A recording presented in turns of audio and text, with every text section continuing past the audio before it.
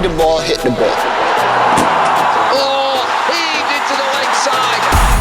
Welcome to the FourPlay Cricket Podcast. Remember the name. History for the West Indies. With your boys, Commie and Clinkett. Let's go. FourPlay Podcast. Clinkett and Commie here again, back again at the Be Social Podcast studio. You know how we start this thing all the time. Be sure to follow FourPlay Podcast on YouTube and Be Social on Instagram and YouTube as well. To get this thing kicking. Like I said before, there's a lot of other podcasts that are very interesting, guys. So I think you need to follow Be Social to actually stay in tune with those podcasts and, you know, watch all of them, not just one, all. No, that Commie has taken care of business. I mean, I think in the end, Be Social might go hire him as a secretary, but we never know what can happen. But anyways, we here, FourPlay, cricket, everything cricket here today. What we talking about today, Commie? We gonna review the Caribbean Premier League. It recently finished. We're gonna talk some local cricket and maybe look at some of the IPL team that's coming up shortly. So let's dive straight into it. We do a recap of the last episode with us where we would have given our predictions about where the teams would play, who would end in the final, the winner. So we can recap. I will call my picks. My picks were Trinidad to finish first, Tridents to finish second. I had Guyana to finish third, Jamaica to finish fourth, Zooks to finish fifth, and St. Kitts, who I call a proper jobby side. They didn't feel me. They finished the bottom of the table. My picks were, I feel very ashamed to say this, but my picks were, we all know the TKR to finish first, Guyana to finish second. It didn't disappoint me there. I had Tridents to finish third, Jamaica fourth. They didn't feel me there either. The proper jobby side that you call Clinkett, Patriots. Oh my word. And then the side that, the shock of the tournament to me, St. Lucia Zooks. I apologize, St. Lucia fans. I apologize. But yeah, the tournament, Clinkett, what do you think about the tournament, the pitches, how they played and stuff like that, man? All right, so when, as I said, we all getting back into cricket, we would have probably had some international cricket, but we didn't really have any T20 cricket really to look at. So that was really good to look forward to. The CPL is always really exciting in the Caribbean for persons not necessarily who watch cricket, because you know the Caribbean is a cricketing place. Yeah. However, a lot of people don't really watch Test cricket or one-day cricket, the longer versions. Shorter spans. The shorter spans. So a lot of people are still excited to have that format back into play. I thought the tournament started out well. Obviously, it's the rainy season. We were expecting a lot of rain around Trinidad or whatever. But having said that, I believe only 2 games had rained out or exactly affected those really. So the weather played its part, not necessarily played its part, but the weather was good for cricket to play within Trinidad. Oh, okay, good. However, you mentioned the pitches. Riyad Emmerich came out and he criticized the pitches in Trinidad. And Trinidad have 2 international grounds, the Bajan and obviously Queen's Park Oval. Yes. Playing cricket back to back on pitches, obviously is not like normal CPL where you play 4 games, 5 games maybe in one country, then you travel to a different country where then the pitches have this level of freshness and you can have a quality game of T20 cricket. So with that said, that played a lot of parts on. Yeah, but to me, that is something that you can't get away from. Having played, you have to stay in one place as the tournament was scheduled to happen only in Trinidad. Yeah. Being that they had the 2 stadiums which were good, the 2 international stadiums which were good.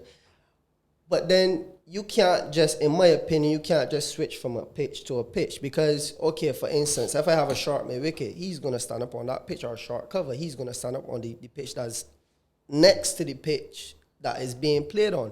So then the wickets are not being fresh. What they did that I liked was that they didn't play all at one ground. They switched in between the grounds. So you would have had a ground today, then one. But it showed later in the series, in the tournament, that it was something that couldn't. I mean, couldn't get away from it. Couple of the games, it was seeing like lower scores, and obviously, Lord have mercy. We know we see the Traders could get the 92 runs that the Zook Sports and like. It's not only that they couldn't get the 92 runs, Clinkett, but then the next game they end up scoring that same 92.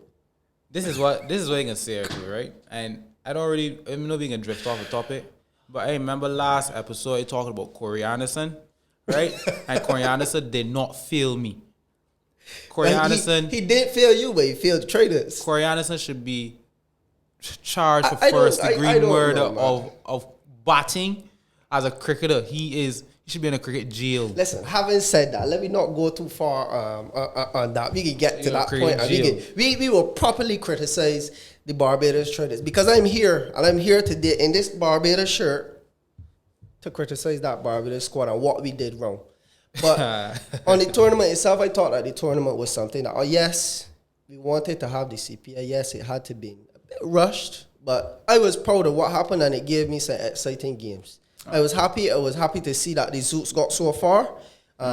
Even though I criticized them, I was still happy because it showed me that they were a side that under the leadership of Darren Sammy, even though he may not have played such a big role with the bat or the ball, he still has that leadership skill that, once you bring a team together and they play together, that those things can happen, right? So it goes to show that there's not one or two or three big sides in the Caribbean. It's basically the Premier League of cricket. All right, let me ask you a question on that front then. If the CPL was able to play under normal circumstances, do you think that Zook side would have gotten that far? I don't believe so. I believe that their squad was set for the pitches like Trinidad. Yeah, it was able to work out. It was able to work out that, they had, I don't believe the man that I criticized the other day. To me, he gave away that fighter, but we don't go there. We can go there. But they had the squad, they had the Chinaman, they had Glenn, they had a lot of spinners, right? Which would have been able to mitigate Trinidad pitch. Coming onto the back end, be fruitful on those wickets, right? And it played its part. You see they scared out Guyana in the semi-final there. One thing I would say that it was really good to see, really heartening to see, was the all spinners. Finger spinners being able to play such a big role inside the CPL this year. Obviously, we would have spoken about Roston. Having Roston not having been picked in the initial squads, then to be a replacement, and I say replacement because his standards don't speak replacement. Yeah. He's a top of the line offspin and a top of the line back. Having said that, he was the only man in the St. Lucia squad to actually score 50 in the tournament. That's to show you how poor the wickets were, in my opinion. And how good the spinners were. Let's take away from St. Lucia's accolades. Yes. But they really did well on the pitches in the tournament. The Zooks were one to figure it out early that spin was the way to go. Having when they scored in 92 and they beat Barbados, I was shocked when Darren Sammy he pulled it out. He bowled Roston and Glenn the last 2 overs, and I said this is a ballsy move. Well, and it played it. Yeah, St. Lucia had to be. We obviously Trinidad would have won the tournament. They won all the games, but in my opinion, the Zooks would have been the team of the tournament for me. Yes. Because, as you say, going in, no one had them to finish in the playoffs at all. I remember, one I can say one person that comes to mind right now is Joel Manning. Joel Manning actually said to us, while we were watching the local scene here, we went to watch, I think it was YMPC in UE. Yeah. Not UE, but YMPC and another team. I can't remember the team. Right, but hats off to Joel. Joel called it. Joel said the team to actually watch this tournament is the same St. Lucia Zooks. He said that he actually believes that they will pull something out the bag. And kudos to Joel. He called it. I did not believe that they were strong enough to do it, but Still costly, to be honest. I But still I think that for picking the Zooks, but so team of the tournament. No, sorry, not team of the tournament, but side of the tournament. St. Lucia's. yes, I give it based off most improved and stuff like that. Pull off some big wins against Correct. the. But we all know obviously who the team of the tournament is. You can't win every single game Correct. and not be the team of the tournament. However, TKR has the best side. They have the best homegrown talents in the last decade or last 15 years for West Indies in terms of 2020 cricket. Limited overs, that is. Limited over cricket. Yes. Right? So we always, and playing at home as well, we know how good they are. They probably know the pitches as well. So we always know going into the tournament that they would have been the favorites. They had a lot of things going for them. You would have seen that a lot of people would have been replaced in the other squads, but they were able to keep their squad, their same original squad. Exactly. Correct. So, Then retaining a lot of the players that would have played last year in the same tournament, the Colin Monroes and stuff like that, exactly. that would have known how to play on those same pitches. So it went well for them. But having said that, cricket is played on the day, and they played cricket every single day they played. the experience really was brought home. Cameron Pollard did a fantastic job. Fantastic. Captaining his side. Only if he could get him do it in these colors here. I would If love he get him do it in these colors here, I would be glad. But he don't give me any of these. He don't give me that at all. Right? But let me hope moving forward, he don't give me nothing. I still think that well they were. All right, sorry, don't let me say don't give me nothing. He don't give me enough. Right. Don't give me enough. Well. Like I said, Trinidad, they were good, and yes, they won every single game. We gotta go back to those two games against the Barbados Tridents. When the Barbados Tridents, I believe they bottled those two games. Against TKR? Yes, those were the two games, in my opinion, that In all honesty, Barbados could have won those two games. Everybody knows I call Barbados the West Indies of domestic cricket. We get in a situation to win games and we bottle it. Bottle them. We bought every Clinkett doing however. I call in a spade a spade. A spade is a spade, a club is a club, a heart is a heart, and a diamond is a diamond.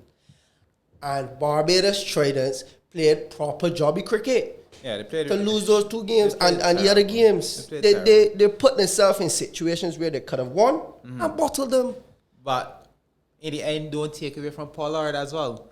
We all know Pollard was early in the earlier tournaments. Pollard was the captain of the Barbados Traders. The Barbadians loved Pollard. Yes, Basically took him in as a Bajan, right? Yes. However, couple of seasons, Barbados did really poorly. After he would have won the title, right? They did really poorly, and Barbados basically took away his citizenship. Yes. Going back to Trinidad, right? When St. Lucia scored a century against Barbados and won again, so we know from there.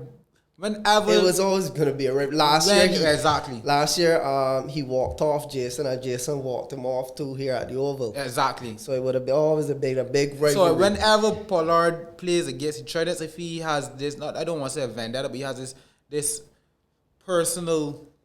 You can't say a vendetta, thing. and I would retweet it, square it, whatever you want me to do with it, because I believe that he does have a vendetta against the Traders because of how they got rid of him or how he left or whatever. Yeah, very much so. But he did really well in those two games. However, as you said, we have to know how to win cricket games, and that's why I would agree with you saying that Barbados is probably the West Indies of domestic cricket. Caribbean cricket. Yes, fine, because we are in positions in many occasions to win games, and we bottle the games completely. So there are a couple of games that we talking about Zooks, right? But really and truly, if you look at the games that Barbados lost, they lost two. The against second Zooks. game that they play against the Zooks, the rain played a factor, and we lost that game. We have all right, fine. That was nothing in our control. We scored 130. 130, and I don't believe that they would have been able to chase. I don't think I was backing Barbados to win, right. but the rain played its part. Yeah, they have 50 to chase, and they scored those runs. Exactly. Fine. The game with the 92, the two games against TKR, if you look at the games that we were in positions to actually win in, and the good positions, yes, cricket is played on there, things happen, but if you look at, if you could have really bring that experience and close out those games, Barbados would have been able to get in the playoffs again. Yeah, but if you look at it, we actually missed the playoff by 1 point. Because Tala was the game that affected, the only game that was rained out. Yeah. Tala was game. And they were able to gain a point, which I didn't have the Talawas to be the favorites for that game, right? And that game was rained out. I think Talawas ended on 7 points, Barbados 6. So we weren't that far So off.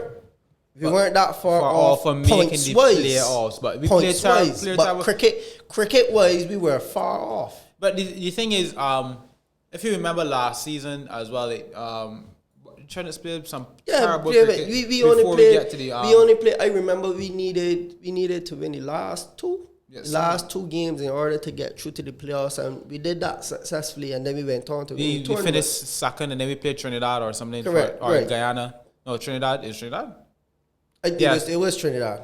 We played them to get to the final, go straight to the finals. Correct. Yes, it was Trinidad. And when we got straight to the finals, then obviously, it was Guyana. It was Guyana. Guyana. We played Guyana. And we beat Guyana twice. Yes, twice. So we went straight to the finals, which obviously made things easier. And then obviously came back and handled business in the finals. So when you get to the playoffs, you had two games. So if you save your best grade, what you had to do is fight to get in that playoff. We didn't get in that playoff, so we out, right?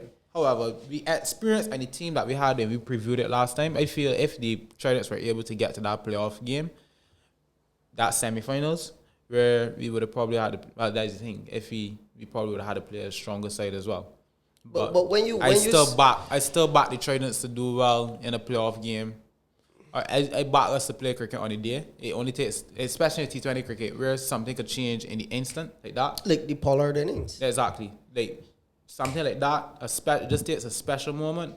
I would have backed the Tridents. We weren't that far from getting back to that semi-final or that final. But I believe too that we could have we had it in us to play to get through to the playoffs.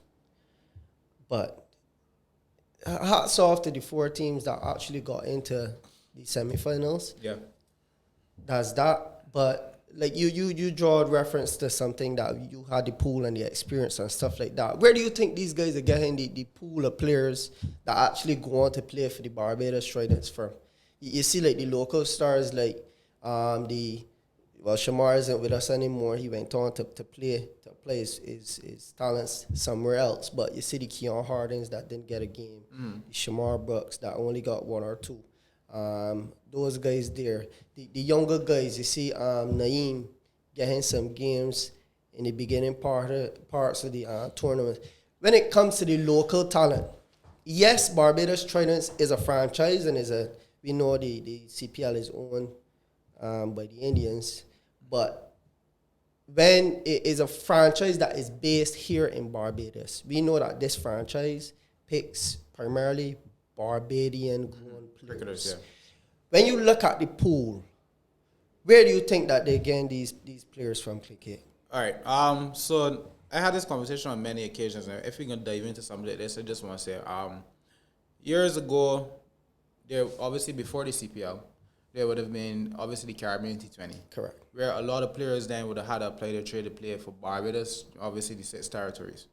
So with that said, we would have seen a lot of players being able to come to the fore, being able to perform in the local cricket, then to get the chance to play for the country in the T20 franchise, and then obviously be able to move forward. I guess that's where CPL replaced that. However, because of franchise cricket, I do not think that we're able to see that we're missing out on a couple diamonds in the rough, because a guy could come now and play the local cricket, do well, but would still not be able to look in or be able to get his foot into the door with the CPL, because he's not played first class cricket. We would have seen a couple, I don't want to say diamonds in the rough, but for instance, let me say a guy has a season like a Justin, right back, I can't remember his name. Justin Braffett, right? He would have had a stellar local season in the T20 tournament, scoring 100 some, and then get a chance to go and play for Barbados, right? It wasn't that good, but because of that stellar for local season, he was able to get into the Barbados side. Now, obviously you got the emerging players. You got players that gonna come out at 19 that they try to give them the chance. But what about some of the players here now that are not going to be able to get an actual look in to play T20 cricket. We're missing out on a whole pool of players that could probably be suited for this format. Yeah, you would have seen the likes of I can call a name that I would like to see up there. A guy like Zachary McCaskey, who would have Very much so. who would have scored 100 there for Wildy the other day. And when he applied his trade in the 50 over format for Barbados, Got a half century. Got a half century it's as well. So it's you're missing out on a number of, and this is where I always look at it. These kind of tournaments are supposed to filter players into the West Indies side in international cricket to make us great. So you're looking for, if you got a pool of 30 players, right? You're looking for a pool, basically 11 players out of that pool, right? That are good enough to be world dominant. There are a lot of players that. So if you got a pool of 40 or 44, 45, 50, right? Then obviously you should be able to find 14 or 15 to be able to win the World Cup over and over and over and over again. However, if you only limit it to what is being seen in the CPL, because as I say, you no longer take into account what people are doing on the local scene for T20 cricket. So for instance, this season here alone, this season is only on the local scene is only T20 cricket. Yeah. This cannot be factored in. This will not be factored in moving forward for CPL. So my thoughts on it is that while we do have the CPL, I think that we should have still have kept the Caribbean T20 tournament with the local franchise. I mean, it's more cricket, for one. If you look in the last decade last 15 years, we would have seen the prominence of T20 cricket and how West Indies has dominated that format.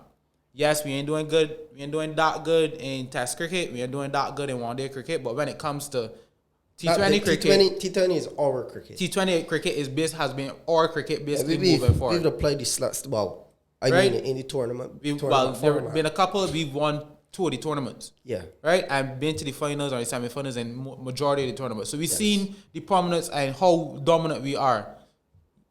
When you look at the players, Bravo, Gale, Pollard, Narain, all players know that are aging, that are moving out to the fray.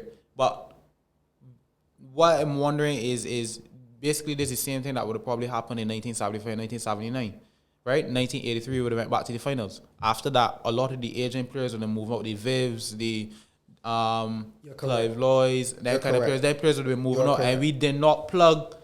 After that's where a lot of people said that cricket has moved past the West Indies. Because we did not adapt and we did not continue to change and basically be able to compete all along. So now we're looking at the T20 cricket, T20 format as well. This is what I'm looking at. Yes, we got some good players. We got players going to the IPL. We got obviously the Rutherfords, the Evan Lewis's, Kimo Pauls, Nicholas Puran, and that kind of guys. Right? Yes, I will say that. But at the same point, I want us to be able to pay some level of attention or some special attention to the T20 format as well. So instead of us having 2 and 3 players, or maybe another 11 young players who are getting lower looking, right? Maybe we could open that up and have a different player and find that player in the rough. Because as we had this conversation the other day, there are a lot of players in the West Indies that are going unlocked and will never ever be able to. That are very, very good. That are good enough to play. Or even better than good enough. I like to use the example of Shamar Springer. Yes. The reason I like to use the example of Shamar Springer is because West Indies under 19. We would have seen the players that winner. We would have seen the players special player, right? Special. In my opinion. We would have seen Shamar Hetmar move forward. Good in the CPL. You would have seen Kimo Paul, how he's been an important player for Guyana. Right? You see players like O'Shane Thomas would probably be around his same age. Shamar who played in the same tournament as him. Right? So you see the players that have come out, and he was one of the special talents in that World Cup year, that World Cup winning team. But he has not been able to really stamp his foot down to be able to get into that or move forward to international cricket. What is that? We could say Barbados is a really strong side. A really strong territory in terms of cricket and get button into the side. But at the same point, he's playing local cricket at the present moment. His results, his scores, his wickets will not be taken into account for a next series tournament because local cricket no longer has that level of prominence on it for So, you so to be able to it's basically T20 cricket. picking. It's basically picking a guy basically off of what you think.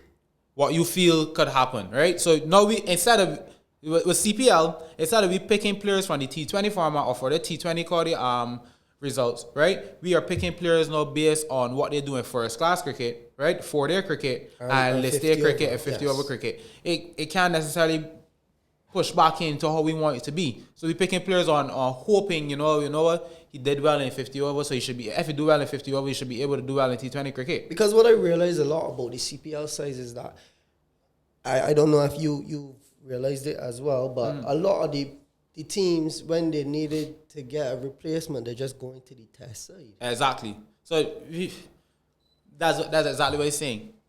We can't necessarily be able to continue to pick players in this way how we picking players, hoping. Like, I remember when England were West Indies were going England, people were calling for Puran to be in the test side or to be in the squad, and it was like, why exactly we picking Puran in this test side? Because as far as they're concerned, he played 2 or 3 first class games, right? He's shown no interest to play the longer format, but we want to him to force him to play that. Not saying he shouldn't, but it's saying is they got players that have been playing the 4-day format that have done well. Why are we going to overlook them to basically pick Puran hoping that he does well in longer format? We should not continue to do that. There are players in Barbados who I believe could play the shortest format, right? And do it well. They may not be able to play 50 over. They may not be able to play test cricket. But in terms of being 2020 cricket, they should be able to be good enough to be able to get the job done and be... Rashawn Premises, the Tevin Walcotts, all those. These kind of guys played 4-day cricket and those kind of things. But we're not taking into account these guys because, as I say, local cricket. And while we could be able to speak about Barbados because we're from Barbados, this also goes into Trinidad, the Windwards, the Jamaicas. We no longer take local cricket into consideration for T20 cricket. We can only speak on that because we are Bajans and we watch most of the Barbadian local crickets, yeah. You haven't been able to travel to watch anybody that wants to help me to travel to watch cricket. I am available. But I am available. But yes. That's one of the major problems I have with the West Indies, and we got I got a lot to say on West Indies cricket pertaining to those kind of things. I could sit down and give my opinions. This doesn't mean anything will change. I just think the CPL is not creating the biggest opportunities for us to be able to see the best. We see the best players, but we're not seeing those diamonds in the rough. But do we see the best players? That's what I'm trying to tell you. Just remember players from the Caribbean T20, we would have gotten the likes like Sunan Narain. But Narain played for Trinidad in the T20. We were able to see Narain based on the Caribbean T20. Well, having said that, you remember Sunan Narain would have played for West Indies under 19. So he would have been... Probably be in, but we were able to see how good he was based on him playing for Trinidad, right? If to a lesser extent, Joris Jagasar would have been able to get in... Sorry, we don't even go use that. Don't even use Jagasar. Let me use Badri. You would have never seen Badri, right? If Badri had not played for Trinidad and that Caribbean T20, right? So there are a lot of players that diamonds in the rough, that I like to call them, right? Those diamonds in the rough that we are able to see from local cricket. All right, I can use, there's Kemar Smith that plays for NPC, right? I think he's a talented player, right? But probably not ever going to get the chance to play I think CPL. 1 year he was on the brinks of actually playing for Barbados, right? Yeah. So we got talented and that's players. just an opinion. But just opinion. We don't have Just any an facts. opinion. Everything is just opinion here. Opinion. However, as we say, talented player, and there are other players around the country like him that we don't want to leave out nobody, but we can't call every person. But there got other players around the country for certain that we could definitely call that would be good enough to play regional cricket or international. If given the chance, be able to. I could call a few the Craigs and Hills and stuff like that. I could that did fairly well in local cricket. All right, but not being able to get that look in, that's a major problem. Like, for instance, you call Rashawn Primus. Talented player, and he's been able to show that he can perform at the CPL level. He had I was fairly shocked that he wasn't picked by any squad. He would have played for Guyana, Amazon Warriors in his early in his career. Well, his career is still early, but I mean, When he beginning first of came his in, beginning correct. of his He would have career. applied his trade for Guyana. He would have. All right, guys. We can take a break here, and then we can come back and we can jump right back into that conversation. Correct. We ain't really went nowhere, but we back, yeah. But anyways, Clinkett had to answer a phone call, a very important phone call. Somebody was calling him. This could be a lie, but you would never ever know this. let me just say it's an important phone call. But anyways, right. So we were talking about how the hub of players could be, the traders could be able to get a better hub of players. You see, I was speaking to in regards to the same youngster, young Padawan, Rashawn Primus. now, he ain't much younger than me, but don't make me feel old. You know what I mean? Like, we ain't old, so don't make it seem like Can I say that I am young as young as I feel, and I But feel like yeah, if 21? you say the young one, then you basically aging me. You know what I mean? Like, he ain't that younger than me. Like, Anyways, the young Padawan, Rashawn Primus. the cricketer. They used to say the cricketer. Yes, the cricketer Rashawn Primus. I was very shocked that he wasn't able to make a squad. I was shocked. The same way he would have applied his trade for Ghana. He didn't do bad cross there. He would have played it for Barbados last season, where he won the tournament. He was injured during the tournament, but I was shocked. An exciting player. He came back down in the local Barbadian T20, and he has done well. Granted, he has an injury that he's recovering from, but those type of players, and we can say these things not because these people are our friends, but because we watch them do well in the tournament. local cricket and we watch them do well across the tournaments. So I am very shocked at who we pick and stuff like that. So let me draw something to you. And this is criticizing the way that the Barbados Tridents picks their overseas based players. Yes. You would have missed a player like Marcus Stoinis. Mm-hmm. But then pick Corey Anderson, which you criticized heavily. And he didn't feel you. He didn't feel me. He feel me, but he didn't feel my prediction. Sorry, he didn't feel your prediction, but he feel Barbados Tridents. As much as I didn't want him to, as much as I say he's a jobby cricketer, I would have preferred him give me something. But then you overlook the guy like Rashawn Primus that would have played for us last year.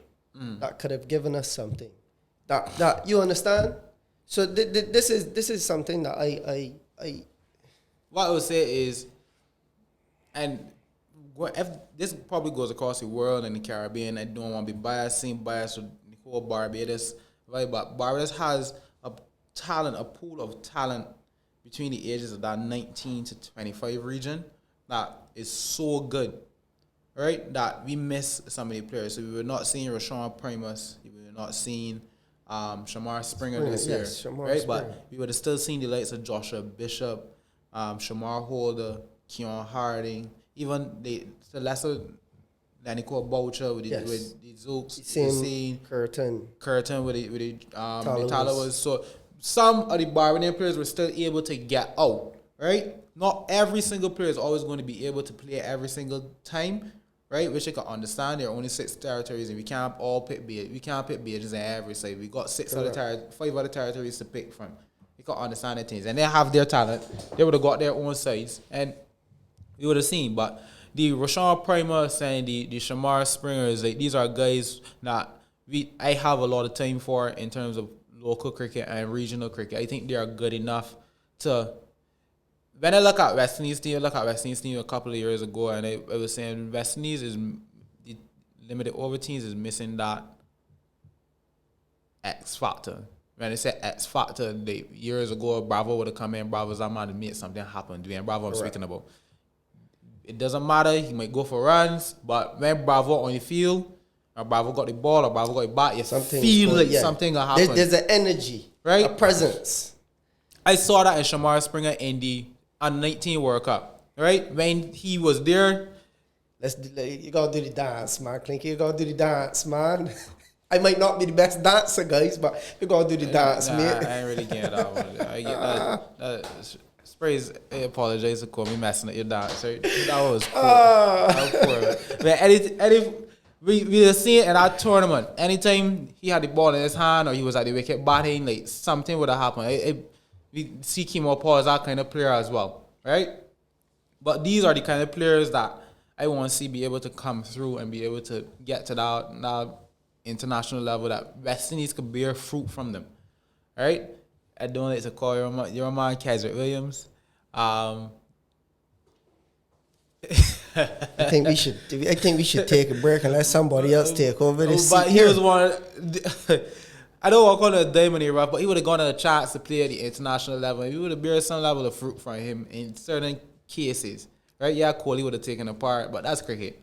But these kind of players, the diamonds in the rough, are the players that I really do be looking for to come through and give West Indies that X factor and that thing that could take us over the line to bring us back to the top of world cricket.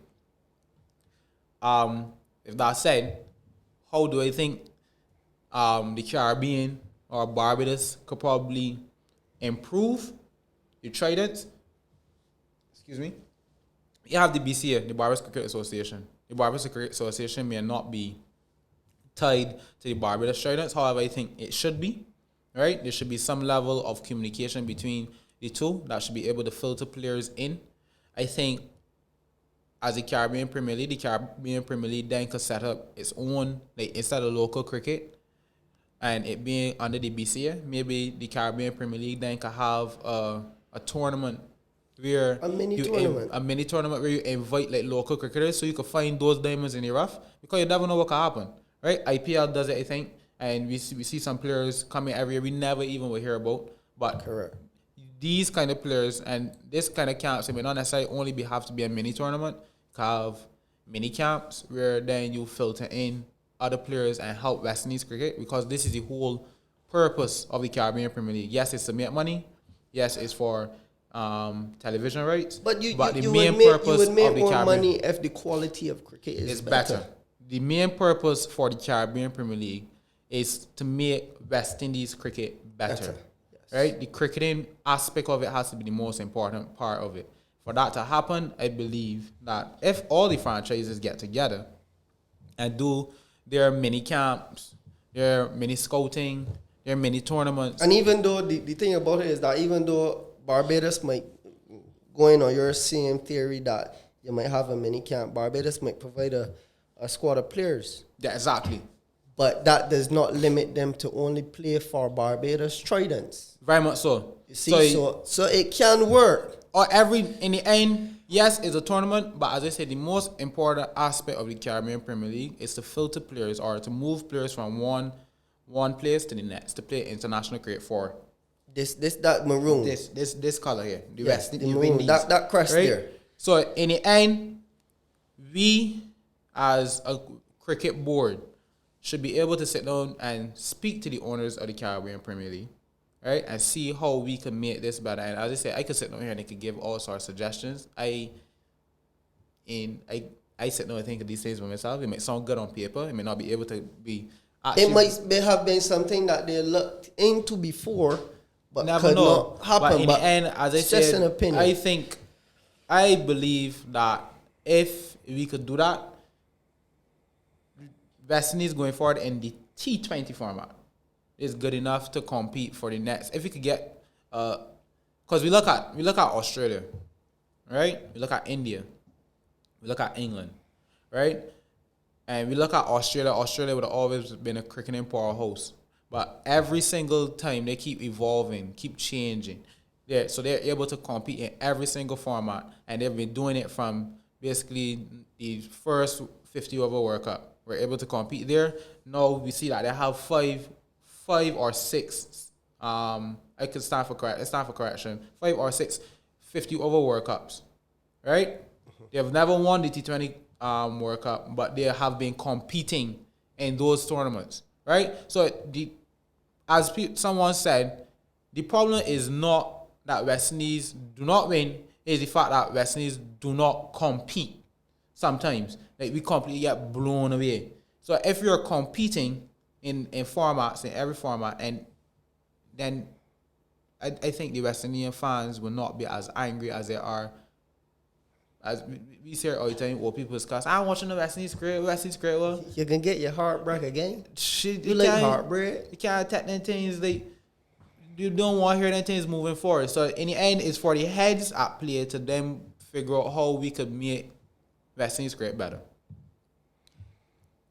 Final thing I want to move into, when we talk about the CPL, talk about local cricket, how West Indies could be better, that IPL is coming up now. And some of these same players yes, are will be moving moving into the IPL, which some of the same hub of players are good enough. Yeah, we got the superstars, we got the RJ Russells, we got the Chris Gills, we got the Bravos, we got the Narines. But what's really good to see is that you got players like Hetmeyer, Moran, Kimo Paul, Rutherford. These young players now being Shanes, right? These young players now being able to get the chance to play in what is considered the biggest T20 league, right? A couple years ago, you know me at cricket, you hear a lot of stories and you hear a lot of legends talking, and that's one thing about Barbados. You're able to sit down and listen to a lot of legends talk. You're privileged. Pretty privileged, right? To sit down and hear these players tell all the stories, what happened back in the days and how cricket was back then, how life was back then, and you learn a lot of things from that.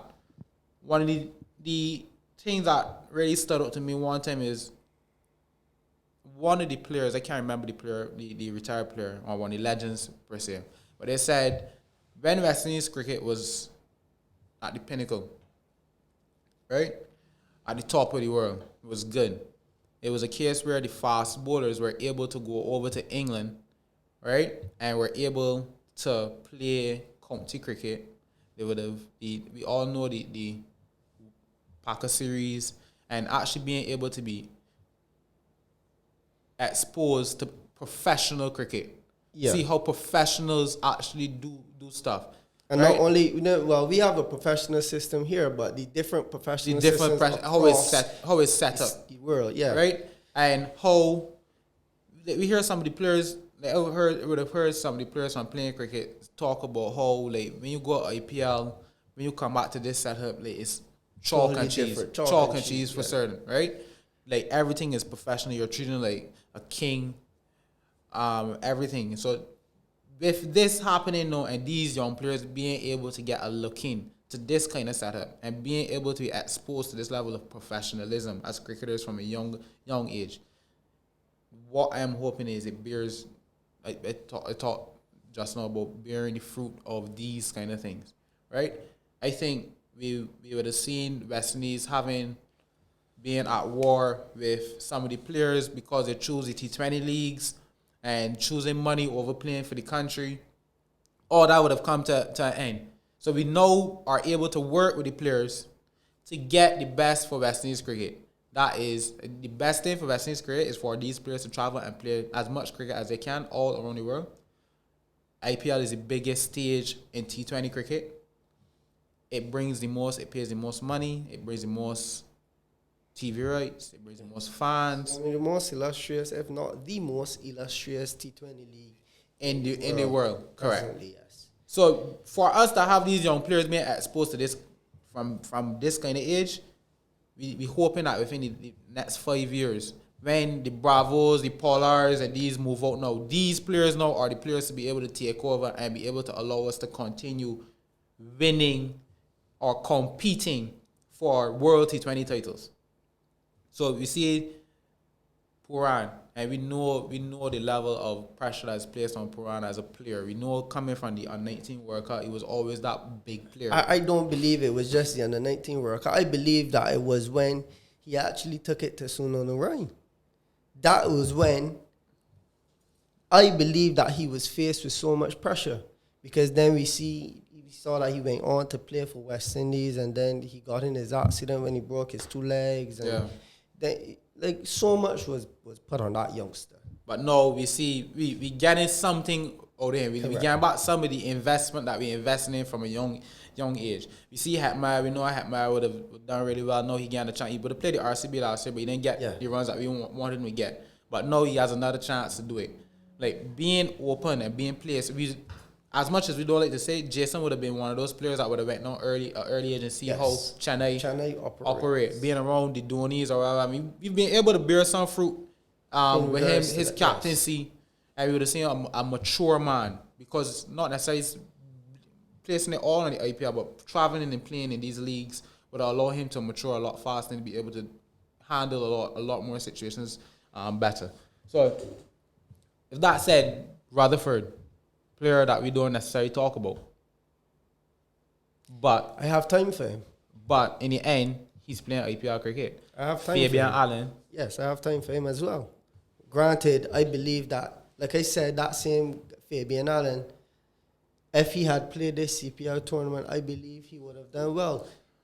The tournament was set up good for him with his left arm spin. He probably would have been an important player for that. Very important player. So he could have side. been a game changer for that same Clinkett side. That's true. Granted, we didn't see him, so we can only speculate on what he would have done or what he wouldn't have done.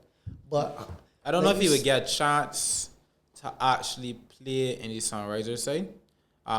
That's a powerful side in yeah, IPL, but it isn't. It just isn't, being already set up. Right, it isn't. Sometimes it isn't.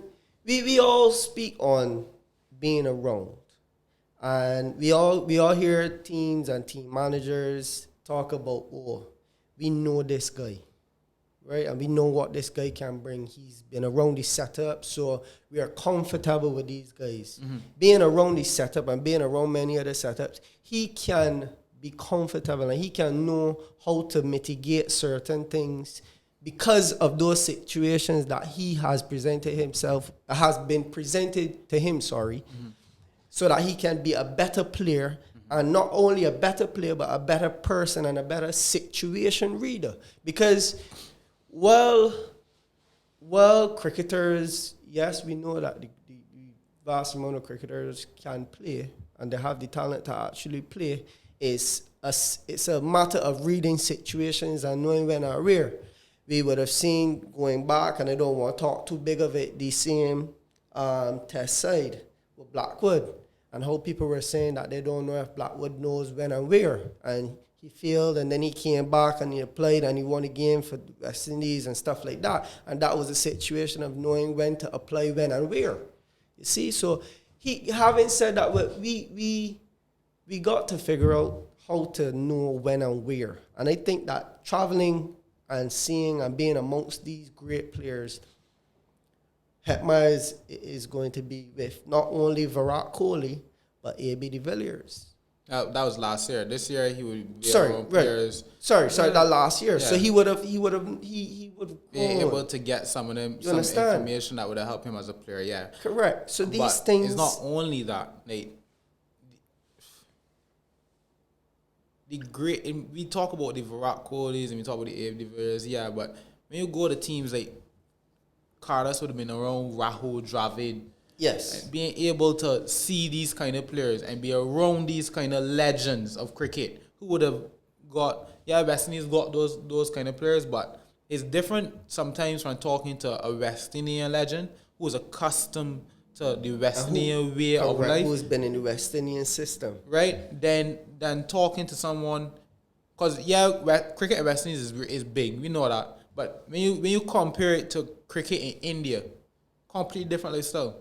Completely different way of dealing with things, right? Compared to playing in Australia, right? Complete different way of things. And what I can see happening from it too is because we only speak of seeing and talking to the bigger players, but some of these smaller players can have a big impact. Yeah, you can learn something from everybody. That's true. For me, going into the tournament, you can meet players that look up to you. And you may be able to talk to those players, and those players would express to you how great it is to be here with you, and how privileged you are to be able to play international cricket and play around all amongst the world. We got the likes of, I could call an Indian name that I got enough time for, Ishan Kishan. I love him, right? But I don't think that he will actually play for India anytime soon. And this is just my opinion. Because India pool of players so good. Sanju, Samson.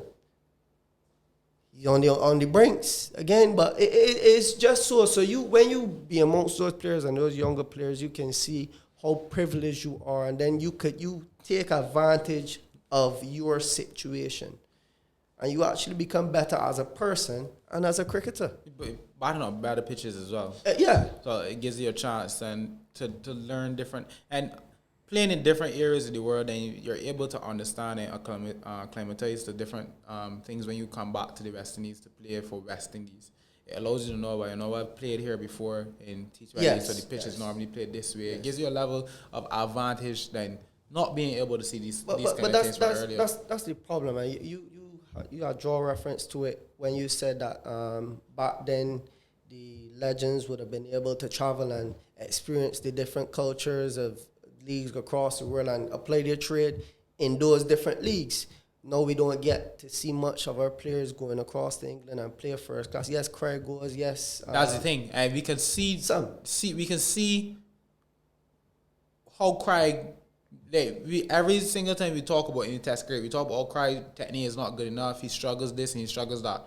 But then he goes to England, which is considered the hardest place to play as a batsman. Correct. And he always comes out some level of good. So we know good enough. That comes from him being able to travel and play county cricket. Correct. So it goes the same way with West Indies cricket. Like, we were able to be strong enough to win T20 World Cups because our players travel and play these leagues. So when it was frowned upon at a point, I didn't really understand. I understand that West Indies cricket is supposed to be there. But instead of us finding a way to work with the players and finding a way for us to not necessarily coexist, but be able to reap rewards from this and this, we went our separate ways. As I said, now it's finished, so now we are able to get into that. So that's why I'm saying moving forward, hopefully, West Indies could bear fruit from not only the older players playing IPL, but also the younger players that are now coming through, that are supposed to be the next superstars. They are able to perform in these leagues and get the chance to play in these leagues that will allow us to be able to compete for the next 20 years moving forward in the T20 format. I'm not talking about the 50-over format, I'm not talking about the test format, just the T20 format. And the T20 format would play dividends on the other formats. You see, we're hoping. I can draw reference to one instance that it did for not a West Indian but an Indian, Kiara. But the thing is, Kiara would have played Test cricket first. Right, that's what I'm saying. It went the other way around. But him playing T20 cricket did open up his correct. So game. You can see how it can happen. If you want to do it the other way, then we could probably talk about the likes of David Warner. Correct. And we see how Australia was able to get the best out of him from playing those shorter formats. He changed the whole idea of opening batsmen being aggressive and not having opening batsman was not supposed to be this level of aggressive. Well, this in Test cricket, but he was able to transform that game, the format and his way for Australia. They would have played it, got the dividends from their investment. But at the same point, we're looking for that from West Indies. And we see that we got the talent. It's not we don't got the talent. Everybody knows that West Indies has a pool of talent that is out of this world, right? Our culture, our way of playing cricket is so good. And I will say this, and I could be wrong, but this is just my opinion. I find that when an individual player plays for these setup and he's comfortable, and then he goes on to play for the West Indies setup, yes, nerves are there, but we have too much instances where players are forced with dealing with, am I going to be dropped? Am I on the verge of losing my squad place because I haven't done well once or twice? You understand? Yes, there would have been some players that would have done well and must come through and stuff like that, but I find that you can't just be free and be natural and do what you know. It's always some sort of controversy happening. Yeah, all right. So the best way to put this and to put that is, with franchise cricket, you have 6 teams, right? With regional cricket, you have 6 teams. With the West Indies cricket, it's 1 team. 1 team. Only 15 players. You have a pool of 107 players, maybe 200 players competing for 15 spots, a tour, or whatever. So the level of pressure that is placed on you to play for the West Indies is obviously going to be more Now, if you go and play for CPL, if you go and play for Mumbai Indians, if you go and play for the Hobart Hurricanes, because in the end, Yes. Yes, you might go in the draft for IPL if you don't get picked. All right, that matter because in the end, like IPL in the West Indies cricket team, right? So as we look back on it, international cricket is always going to have a level of added level of pressure over playing franchise cricket. Which is you turn out to play for Spartan on a weekend, Yes. but not the same as playing for Barbados Pride when the first class season starts. right, beautiful player, Spartan that is. But, Again, let's talk to you. Let's talk to you. but yeah, I do. Like I said, I do understand. But that added pressure, yes, it is going to be there. But I think that this is just my opinion. Like I said, I think that the West Indian Cricket Board or Players Association or the camp it adds another layer. What I find is you're always going to have players who are going to get a longer run than some. You're always going to have some that have to come and improve yourself. That's just the way of life. What I can say is, in terms of the West Indies team, they have been really, not necessarily really laid back, but they try to give players the most chances that they can get. Because I am watching a situation here. This same Shamar Holder situation, you would have seen that he would have made he would have got the international call up to England. So I'm watching. He didn't play, but I'm going to watch it. And I'm going to see how the West Indies Cricket Board handles this. Because Definitely one for the future, though. Just definitely one for the future. So we watching his career and see how it turns out. It's been going good so far. So we hoping that West Indies could be able to get a lot of them. We remember even the same. He would have been part of that CWC. Even the same Nkrumah Bonner, his situation as well. A lot of those players that would have done well in the first class season, and this is only talking red ball, not white ball.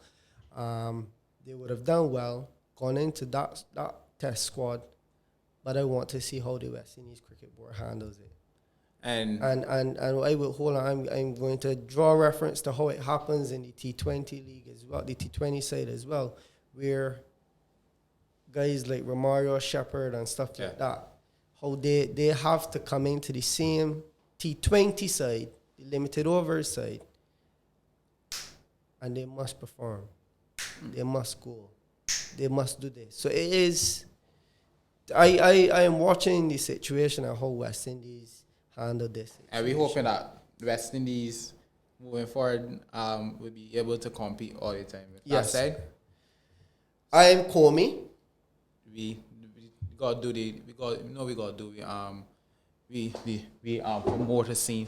So once again, please tune in to Be Social on Instagram. There are a lot of podcasts that are really good. This is one of them, FourPlay. This is Commie. Sorry, I am Commie, obviously. That's Commie. This is Clinkett, Akeem. Once again, we're here. Once again, we're out. Peace. I love. It was nice being with y'all.